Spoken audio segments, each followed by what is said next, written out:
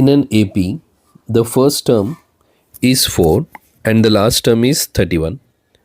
If the sum of all the terms is 175, find the number of terms and common difference. See, in this problem we have the first term and the last term. So here the first term is A given 4 and the last term AN is 31, or you can write L. L value is 31. And sum of n terms, sum of all the terms is 175. So see, here you have the first term and last term and you have Sn.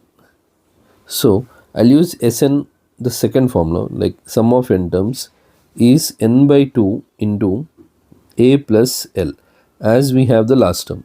So easily you can find the value of n, number of terms. So Sn is 175,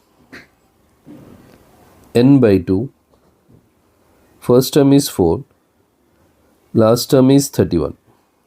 So this 2 if I'll transpose, 175 into 2 equals n into 4 plus 31 is 35. 175 times 2 is 340, 350. 350 is 35n. So n equals 350 upon 35.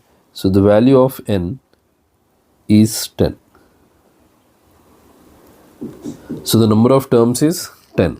Now we need to find common difference. I'll use an formula. An is a plus n minus 1 into d.